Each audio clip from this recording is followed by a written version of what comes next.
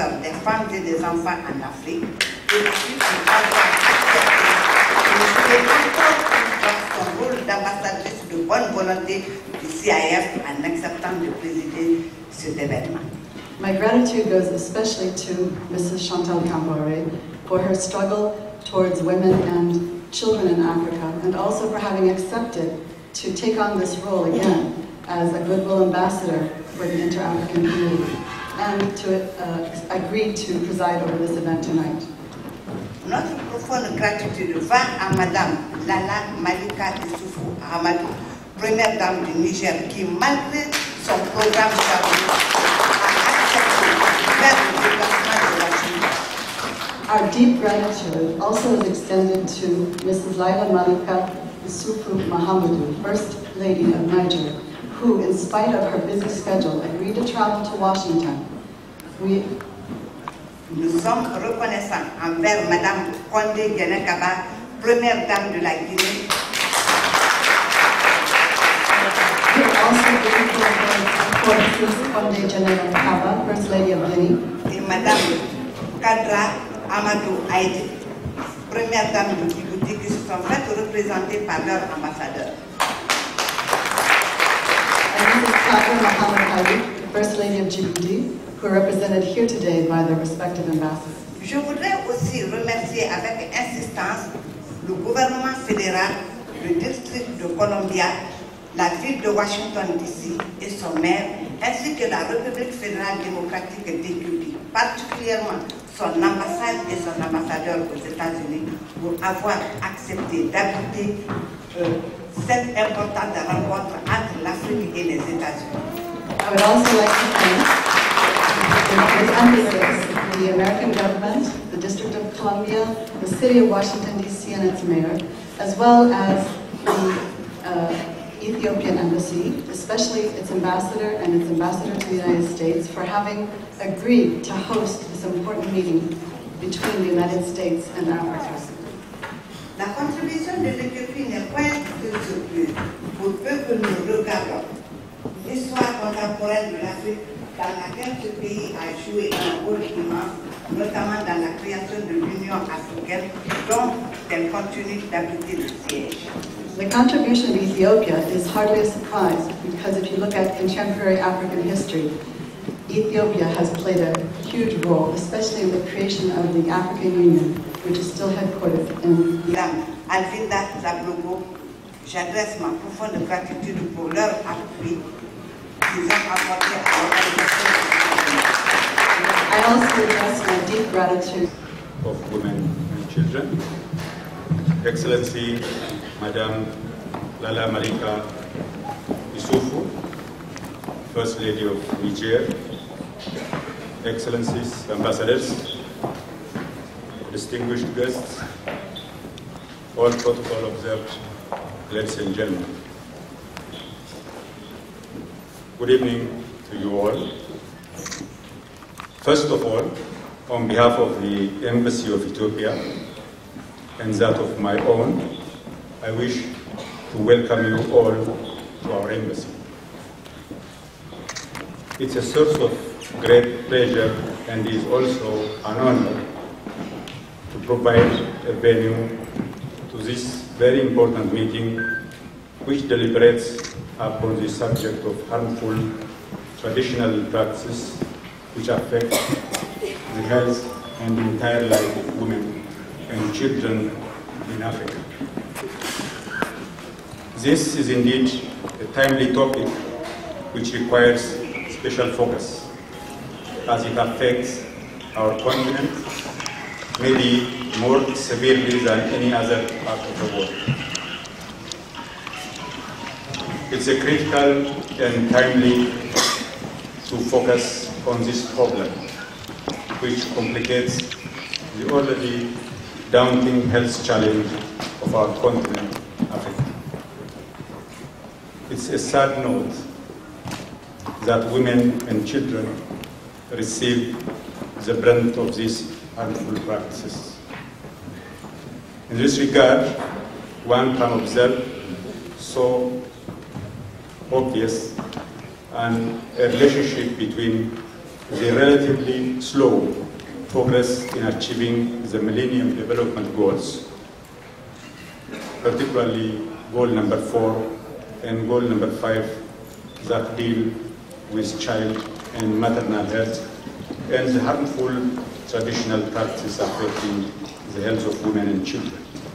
Therefore, it's only fitting to continue to investigate this matter in depth and work through extensive awareness creation efforts and public mobilization to address the problem. Ethiopia, as one of those countries where these harmful traditions are practiced even today, often with dire consequences to mothers and children, will always strongly support initiatives like this one we see today.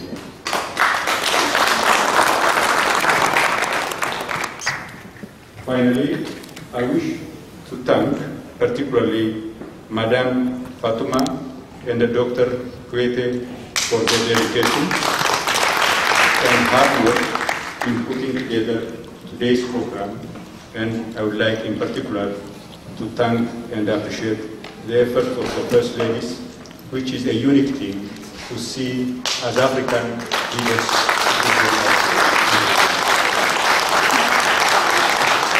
Ladies and gentlemen, with this welcoming and introductory remarks, I wish you fruitful deliberations and productive evening, and I thank you.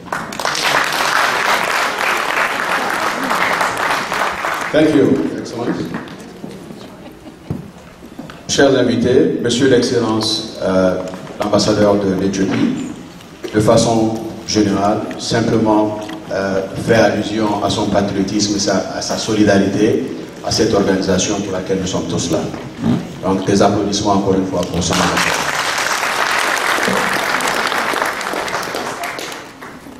Notre prochaine invitée particulière, c'est Madame Lamizana, qui est introduite par Guessou Kouyaté, qui est le Senior Program Coordinator.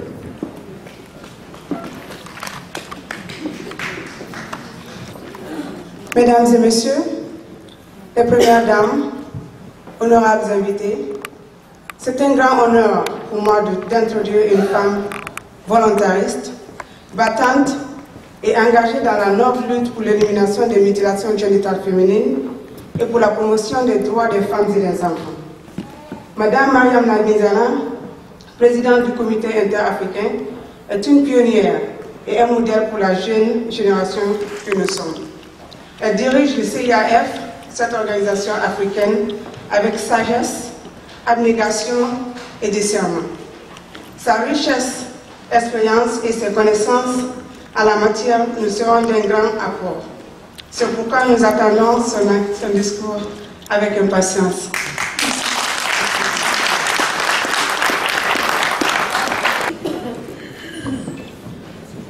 Madame Chantal Compaoré, première dame du Burkina Faso, ambassadrice de bonne volonté du comité international, coordonnatrice de la campagne internationale. Madame Malika Issoufou Mahamadou, première dame de la République du Niger.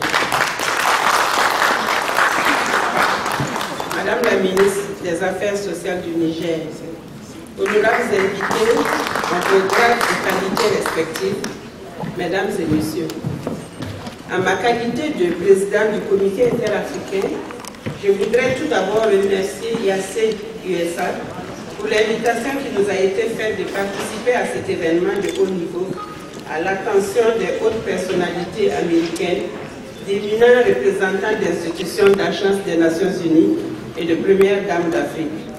Au nom du comité interafricain, je voudrais lui exprimer ici toute notre reconnaissance et gratitude. Mesdames les premières dames, honorables invités, mesdames et messieurs, le monde en perpétuelle mutation change, y compris avec les hommes. Des pratiques ancestrales de notre âge, d'une autre époque, persistent et freinent en ce XXe siècle le développement harmonieux d'une partie du ciel, la femme, qui reste et demeure la pièce centrale de la famille et de la société. la question des pratiques traditionnelles et culturelles néfastes requiert une attention particulière et une surveillance de tout instant car elle remonte à des temps très anciens. Je suis ressortissante d'un continent, l'Afrique, qui regorge indéniablement d'immenses richesses naturelles, mais aussi et surtout de richesses culturelles et traditionnelles qui ont modelé la perception du monde, le comportement, bref, la vie de ces populations. Ces richesses culturelles et traditionnelles qui font notre fierté participent à la valorisation de l'humain comme épicentre de toutes les actions de développement. C'est pourquoi les États africains, dans leur quête de développement harmonieux, incluent dans les plans nationaux des programmes pour la promotion de nos valeurs et pratiques culturelles. Parallèlement à ces actions bénéfiques et utiles, sont également prises en compte celles qui sont axées sur l'élimination des pratiques néfastes qui constituent de graves entraves à la vie et aux droits humains, particulièrement ceux des femmes et des enfants. Au titre de ces pratiques traditionnelles ou culturelles ayant des effets néfastes sur la santé des femmes et des enfants, on retiendra deux comportements majeurs qui sont les mariages précoces et ou forcés et les mutilations génitales féminines. Les mariages précoces et ou forcés dont l'âge des victimes varie de 9 à 17 ans en fonction des pays et des sous-régions. Aujourd'hui, en dépit des lois officielles fixant l'âge légal du mariage à 18 ans dans plusieurs pays, ce phénomène demeure un grand danger pour la vie des femmes et des filles. Les mutilations génitales féminines qui touchent 29 pays africains et quelques pays non africains. La situation de ces mutilations génitales féminines se présente comme suit. Nous avons 9 pays qui ont une prévalence de plus de 85%, qui sont Djibouti, Égypte, Érythrée, Éthiopie, Guinée-Conakry, Mali, Sierra Leone, Somalie et Soudan. 8 ont une prévalence de 25 à 85%, Burkina Faso, Côte d'Ivoire, Gambie, Guinée-Bissau, Kenya, Libéria, Sénégal et Tchad. Et 12 ont une prévalence de moins de 25%, qui sont Angola, Bénin, Cameroun, Ghana, Niger, Nigeria, Ouganda, République centrafricaine, République démocratique du Congo, Tanzanie et Togo. Ces chiffres nous interpellent tous et toutes, et surtout ne doivent pas faire oublier que le mouvement migratoire au sein d'un même pays, au niveau continental, africain et international, constitue un phénomène de propagation, pour ne pas dire de mondialisation de ces pratiques. Je saisis cette opportunité pour prodiguer à IAC-USA et à sa présidente, Mme Fatoumata Kandé, les encouragements du comité interafricain à persévérer dans leurs efforts de sensibilisation et de mobilisation de la communauté immigrée sur le sol américain. Les pratiques traditionnelles néfastes font payer un lourd tribut sur la santé et les droits des femmes et des filles, influençant négativement le développement socio-économique équilibré des pays et groupes communautaires qui les subissent. Mesdames les Premières Dames, honorables invités, Mesdames et Messieurs, c'est en réponse à ce constat alarmant que des femmes et des hommes africains, soutenus par la communauté internationale, ont créé le comité interafricain sur les pratiques traditionnelles ayant effet sur la santé des femmes et des enfants le 6 février 1984 à Dakar, au Sénégal, avec deux objectifs principaux: protéger et promouvoir les pratiques traditionnelles bénéfiques et éliminer les pratiques traditionnelles néfastes. Le comité interafricain est une organisation panafricaine et internationale regroupant 29 pays africains membres et 17 pays affiliés non africains, ayant son siège à Addis Abeba en Éthiopie. Il est affilié à plusieurs organisations internationales dont les Nations Unies et l'Union africaine, auprès desquelles il a le statut d'observateur. Il est membre du groupe des ONG de l'Organisation internationale de la francophonie et de la conférence des ONG Congo. Le comité interafricain est le leader de la lutte pour l'élimination des pratiques traditionnelles néfastes en général et des mutilations génitales féminines en particulier. Sous la clairvoyante conduite et l'appui inconditionnel de Mme Chantal Compaoré, première dame du Burkina Faso, ambassadrice de bonne volonté du comité interafricain et coordonnatrice de la campagne internationale, le comité interafricain a mené une offensive tout azimut contre ces pratiques avec des résultats très encourageants, dont je vous citerai les principaux. Il y a l'implication de la communauté internationale dans la lutte contre ces pratiques néfastes, le vote des lois spécifiques anti-MGF dans 18 pays africains, l'adoption de la journée internationale tolérance zéro mutilation génitale féminine et des déclarations publiques d'abandon des mutilations génitales féminines par des communautés entières, à la clé la réorientation des anciennes exciseurs vers d'autres activités génératrices de revenus. En dépit de cet engagement, de cette volonté politique au niveau national, régional et international, la réduction de la prévalence de ces pratiques néfastes demeure un grand défi dont certaines pesanteurs se caractérisent par l'apparition de comportements nouveaux. Il s'agit des pratiques transfrontalières parce qu'on a constaté que les exciseuses et les familles passent d'un pays à un autre, ceux qui n'ont pas de loi, et le poids de la tradition sur les populations. Loin de se décourager face à ces défis, le comité interafricain a développé des stratégies nouvelles, notamment la mise en place d'une coalition d'ONG avec No Peace Without Justice et la Palabre pour l'adoption d'une résolution de l'Assemblée générale des Nations Unies interdisant les mutilations génitales féminines dans le monde. Le comité interafricain joue un rôle important dans ce processus et je suis heureuse de constater que l'événement présent de AIC-USA s'inscrit aussi dans ce cadre. Mesdames les premières dames, honorables invités, mesdames et messieurs, nous ne pourrons vaincre les pratiques traditionnelles néfastes que dans un concert dans lequel tous les niveaux, communautaires, national, régional et international, jouent harmonieusement leur partition. C'est pourquoi nous lançons un appel à toutes les personnalités politiques en Afrique, à travers le monde, à la société civile, aux femmes et aux hommes de bonne volonté, pour qu'ils s'impliquent activement dans cette noble lutte en faveur des femmes et des enfants.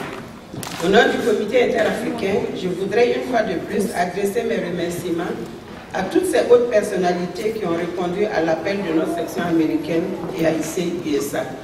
Enfin, je voudrais saisir l'opportunité de cette tribune pour renouveler la gratitude de l'ensemble des 29 comités nationaux membres du comité interafricain à Mme Chantal Compaoré, première dame du Burkina Faso, ambassadrice de bonne volonté du comité interafricain, pour ses inlassables efforts déployés pour accompagner en tout temps et en tout lieu notre organisation. Une fois encore, elle vient de témoigner son engagement en nous honorant de sa présence à cet événement de Haïti.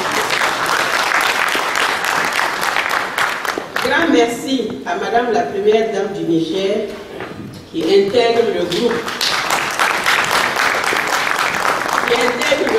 Avec à ses côtés sa sœur, Mme Chantal Compaoré, et qui a jouissant de leur plein droit et de leur intégrité physique. Je vous remercie.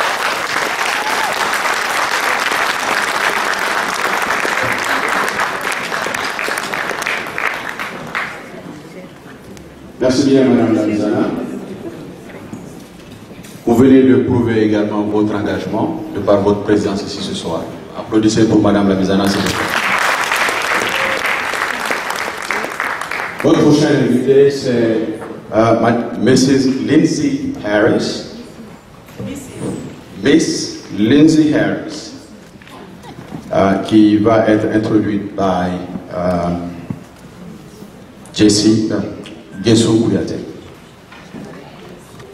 Attire justice and has done a tremendous work on gender-based violence against women, such as female genital mutilation, early marriage, to cite few. Please help me welcome Ms. Lindsay Harris.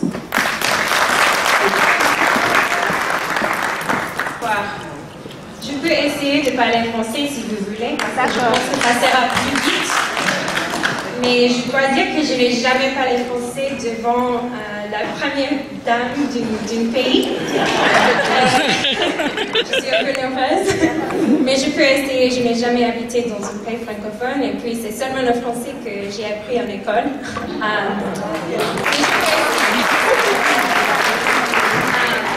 Je travaille pour le Centre de justice Tahirih. C'est une ONG ici à Washington, D.C. Notre bureau, c'est à Falls Church, Virginie. nous avons aussi un bureau à Houston, Texas et à Baltimore, Maryland. L'organisation travaille pour les femmes et les filles immigrées qui souffrent la violence contre les femmes. Les services sont tous gratuits et nous avons les services sociaux aussi. Moi, je suis un avocat, mais je sais qu'il y a des autres besoins que les femmes ont ici aux États-Unis. Merci. Je vais essayer. Avant de travailler à Tahirih, je travaille en Afrique, bien sûr, en Sud-Afrique, en Ghana, et mes clients viennent de Congo, Rwanda, Guinée, Sierra Leone, Côte d'Ivoire, Cameroun, etc. Maintenant, j'ai environ 50 clients qui viennent de plus de 25 pays.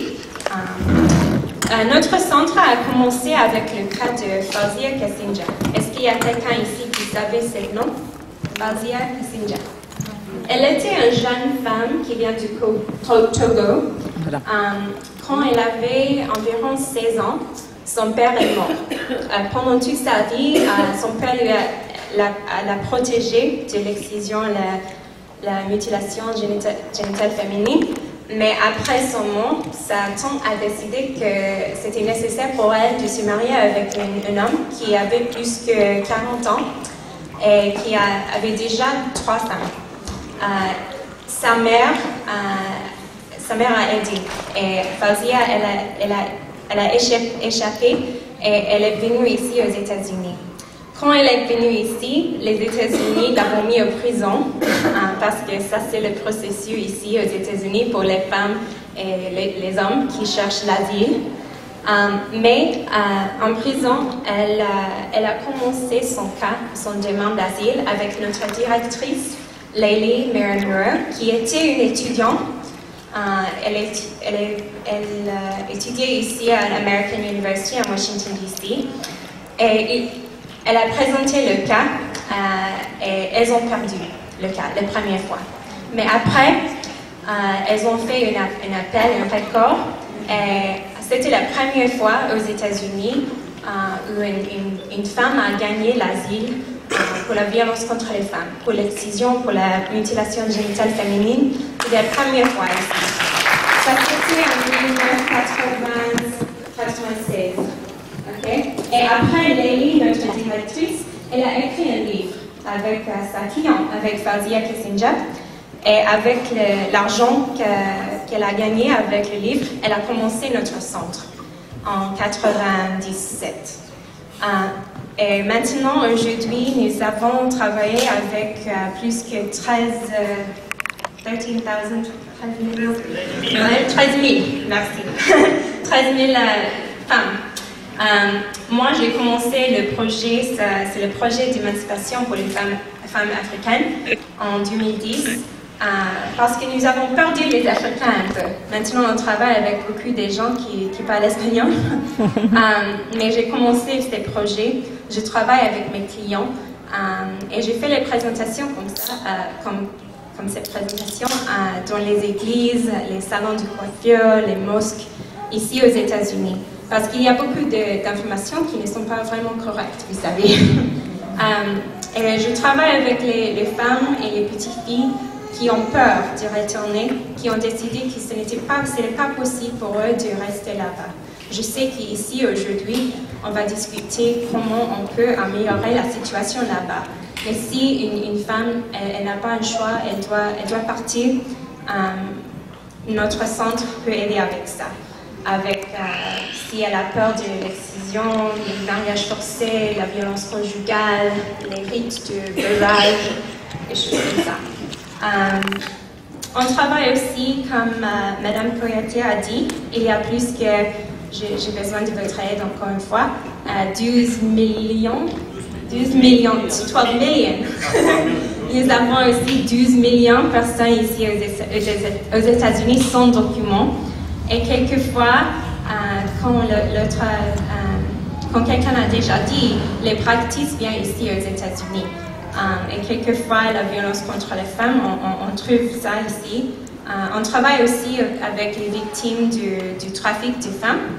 Ici aux États-Unis, on a beaucoup de femmes qui sont venues ici pour travailler peut-être avec un emploi d'une grande organisation et elles sont forcées de faire le travail sans l'argent. On peut travailler avec eux. Merci. On travaille aussi avec les femmes qui souffrent la violence conjugale ici aux États-Unis. Et aussi les femmes, même si les femmes sont nées ici aux États-Unis, même si elles sont citoyennes ou les résidents permanents, si elle a peur du mariage forcé, même si ici aux États-Unis, on peut aider avec ça. So, je vais laisser quelques brochures ici, seulement si quelqu'un ici, si vous avez quelqu'un qui a besoin d'aide, je vais laisser quelques brochures en anglais, en français, avec les jolies photos. Merci beaucoup, c'est absolument un honneur d'être ici.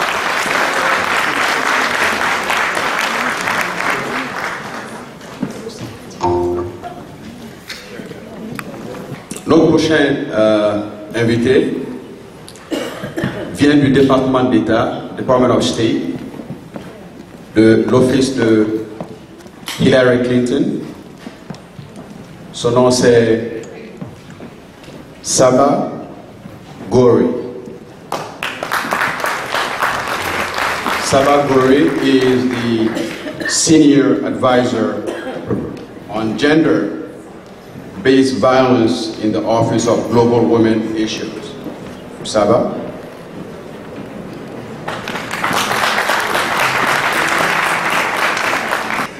Good evening, everyone. I am so pleased to be here with such esteemed First Ladies, ambassadors, and members of the community who are working to raise awareness and are doing such great advocacy to address and prevent this really serious problem, which is a problem around the world.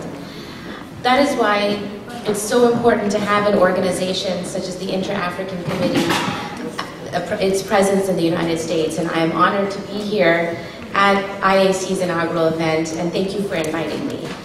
As you all might be aware, for the first time, the Department of State, with the Secretary Clinton speaking on behalf of the Department of State, commemorated the International Day of Zero Tolerance at the State Department in February, and brought together key leaders and activists together to highlight effective tools and strategies to address and prevent this practice.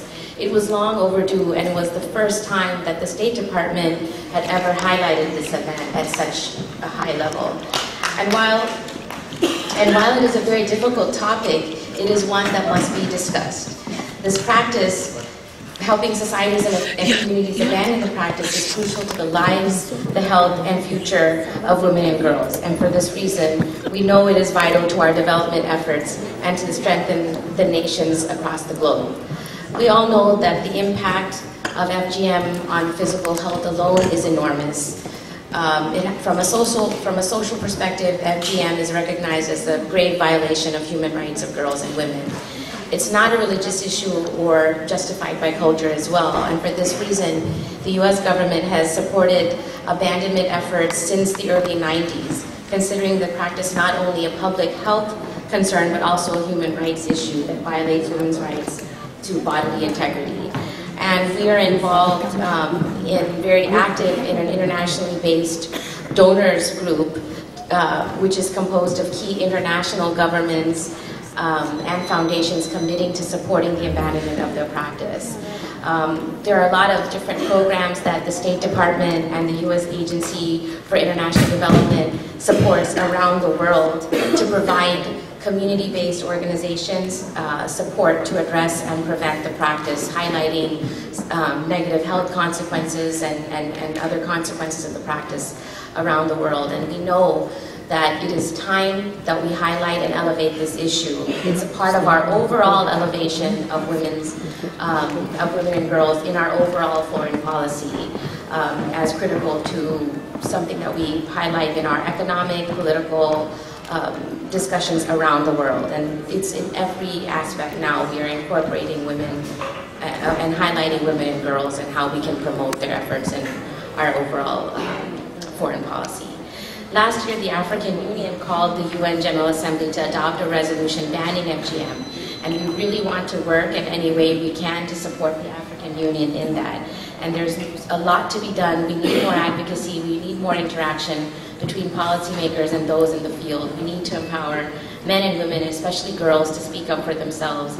We need ultimately to overcome these deeply rooted gender inequalities that permit and promote such practices.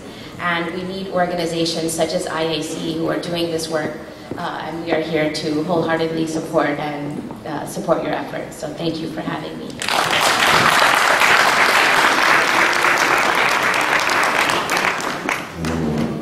Mesdames et Premières Dames, à travers Saba, c'est l'engagement des États-Unis que vous avez reconfirmé une fois encore.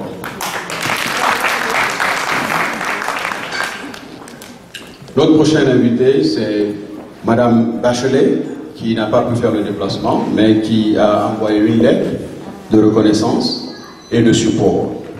Elle est la directrice exécutive à l'ONU, à New York. Elle n'a pas pu faire le déplacement. Applaudissons pour les Canadiens. Et la phase la plus intéressante, c'est celle que nous allons voir maintenant. C'est l'introduction de nos premières dames qui sont là, qui sont définitivement prêtes à prendre le micro d'un moment à l'autre.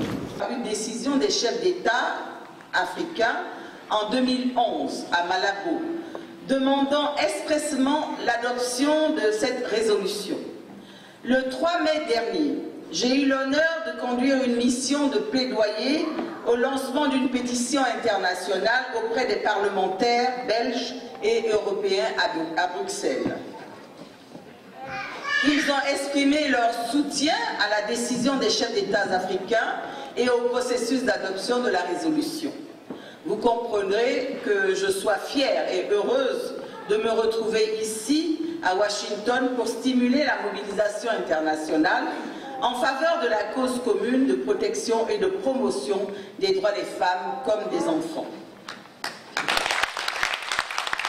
Madame la Première Dame du Niger, Excellences, Mesdames et Messieurs, je lance un appel solennel à toutes et à tous, particulièrement aux éminentes personnalités américaines et immigrées, à soutenir ce combat universel.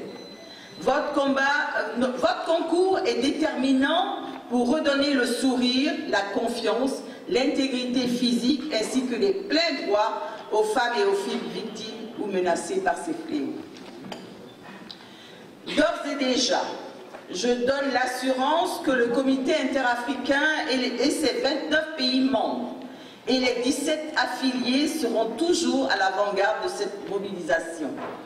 Je voudrais terminer mon propos en remerciant encore une fois la Première Dame du Niger, les autres personnalités et activistes pour leur présence à cet important événement.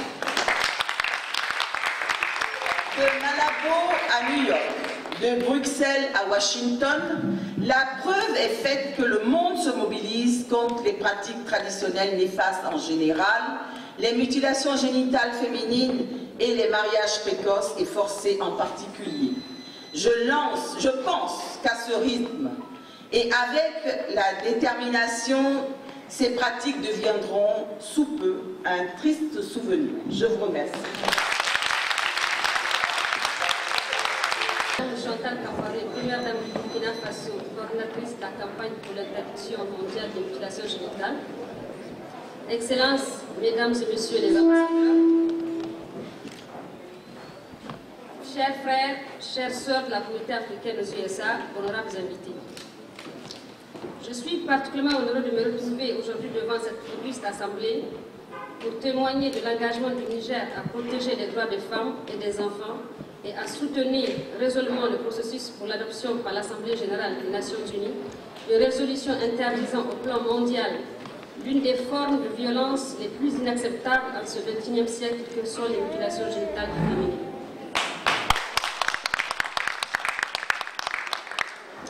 J'aimerais tout d'abord adresser mes vifs remerciements au comité interafricain USA sur les pratiques traditionnelles qui a initié cette rencontre et à son Excellence Madame Chantal Camparé, coordinatrice de la campagne qui depuis 2 ans n'a ménagé aucun effort pour mener à bien ce noble combat.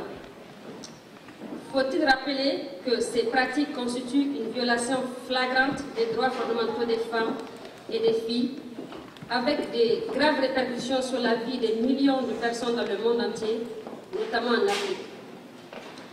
Consciente du lourd tribut que paient les femmes et les filles de mon pays, j'ai accepté d'être la marraine de la lutte contre les mutilations génitales féminines au Niger.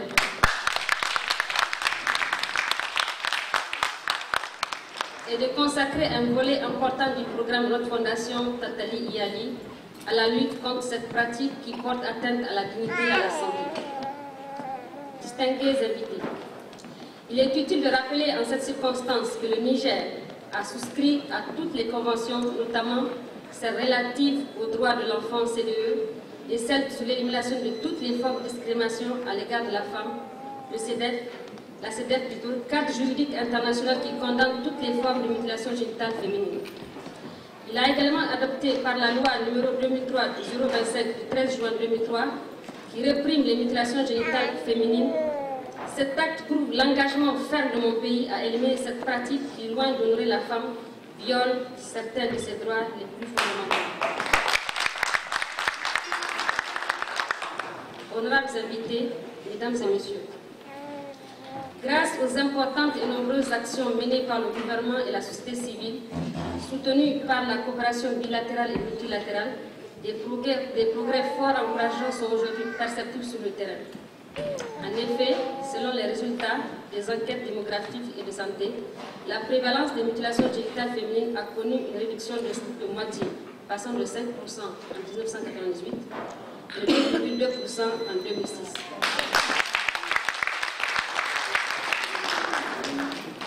Si nous pouvons nous réjouir de ces résultats, ils doivent cependant nous inciter à doubler d'efforts pour atteindre le but ultime, c'est-à-dire la tolérance zéro au MGF d'ici 2015.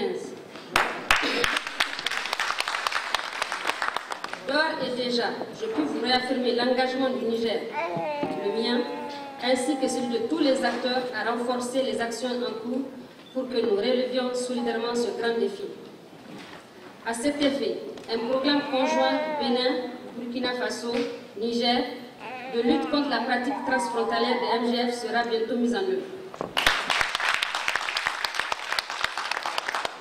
À ce jour, près de 200 exciseuses ont déposé lames et couteaux, épargnant ainsi l'excision à de nombreuses petites filles. Elles s'adonnent à d'autres activités génératrices de revenus et constituent des relais de communication au sein de leur communauté. Cette stratégie de reconversion des exciseuses est renforcée par un programme d'éducation à la base communautaire sur les droits humains. Distingués invités, mesdames et messieurs, le présent événement qui nous interpelle à plus d'un titre pour la protection et la promotion des droits des femmes et des enfants cadre parfaitement avec les préoccupations de mon pays. En effet, depuis 2 ans, plusieurs actes et décisions prises témoignent de la volonté et de l'engagement des plus hautes autorités du Niger à soutenir cette résolution. 1. L'organisation au plan national de plusieurs conférences et débats impliquant toutes les couches de la société. 2. En 2010, plus de 2000 personnes ont signé la pétition pour soutenir l'adoption de la résolution. 3. Le 1er juillet 2011, lors du 17e sommet de l'Union africaine qui s'est tenu en Guinée équatoriale, les chefs d'État africains, dont celui du Niger, ont unanimement adopté une décision pour soutenir le projet de résolution. 4. Le 27 février à New York, le gouvernement du Niger, par la voix de Madame la ministre ici présente, la population de la promotion de la femme et de la protection de l'enfant, a réaffirmé son engagement à soutenir l'adoption de la résolution. Autant d'actes qui illustrent à souhait la détermination à soutenir sans réserve l'adoption de la résolution. Donc je peux aussi vous assurer que tout le soutien du président de la République du Niger, son Excellence Elhadji Mohamed Idrissa, qui fait de la protection et de la promotion des droits de la femme et des axes forts de sa gouvernance. Je voudrais ici, en cette solennelle occasion, demander à l'ensemble des nations d'adopter la résolution lors de son examen par la 67e session de l'Assemblée générale des Nations unies. Son adoption marquera le point de départ d'une bataille tout aussi importante, à savoir son application. Je voudrais ici appeler la bienveillante attention des décideurs et des acteurs d'Afrique, d'Europe et des États-Unis d'Amérique conjuguent leurs efforts afin d'éliminer à jamais cette pratique néfaste. Je saisis également cette occasion pour adresser mes vives félicitations et mes encouragements à toutes et à tous ceux qui œuvrent pour l'aboutissement de cette résolution, en particulier les membres de la coalition pour l'interdiction mondiale des mutilations génitales féminines. Que Dieu vous bénisse. Merci.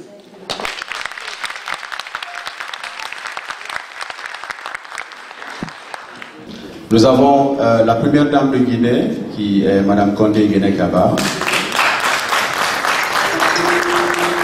Malheureusement, pour des engagements à elle n'a pas pu faire le déplacement. Mais nous avons notre ambassadeur, son Excellence M. Blaise Cherif, qui va s'adresser à vous d'un moment à l'autre. M. Blaise Cherif.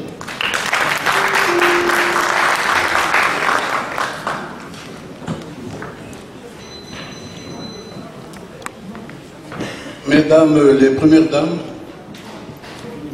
Excellences, Messieurs les ambassadeurs, Madame la ministre des Affaires sociales du Niger, honorables invités, Tantine Jeanne Martin. Avec votre permission, Mesdames les premières dames, je voudrais vous signaler la présence parmi nous d'une grande personnalité guinéenne qui a représenté la Guinée aux Nations Unies, qui a présidé le Conseil de sécurité, Madame Jeanne Martin.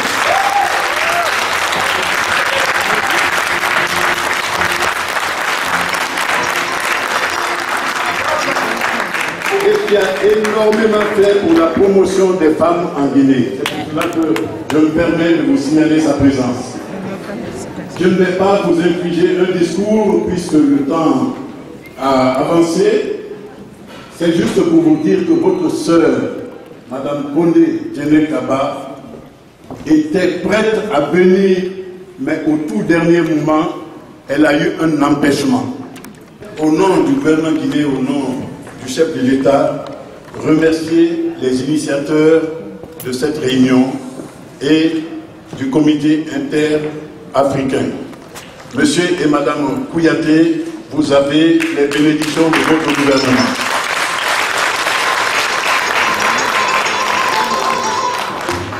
Je voudrais également vous dire que la lutte contre les pratiques néfastes figure tout en haut de l'agenda de son Excellence Alpha Condé.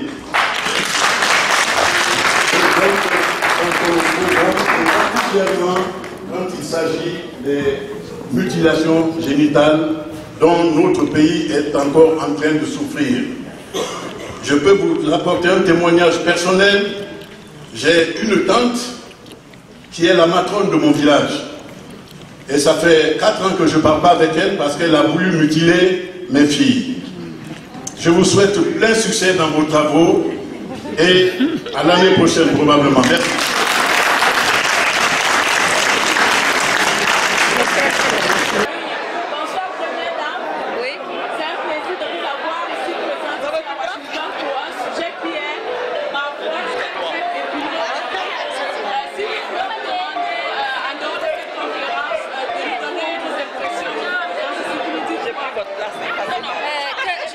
Je suis très contente d'être là et je ferai mon possible pour soutenir mes soeurs, mes mamans qui sont en train de se battre par rapport aux mutilations génitales féminines. On va se battre par rapport à ça. Les gens disent que tous ceux qui sont à l'extérieur, dans les pays développés, où ce genre de manœuvres sont interdites de la culture, la religion, la culture ne peut pas continuer à faire cela. Ça va être un combat facile. C'est sûr que c'est pas facile, mais rien n'est surmontable. On va se battre, c'est tout. Merci. Je vous en prie. Bonsoir Madame Doussou Condé. Bonsoir mon frère. Vous venez d'assister à un grand événement ce soir, au micro de Georges Léonard Sagno et devant les caméras de télévision.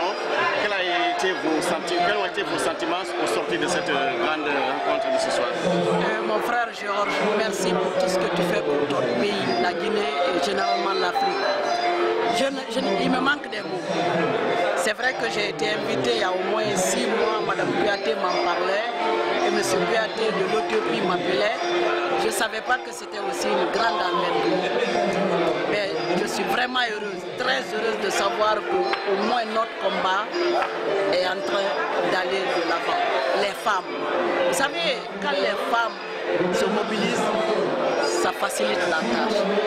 Et je vois une nouvelle génération de premières dames africaines qui maîtrisent vraiment leur dossier. Ça aussi, ça va aider les chefs d'État africains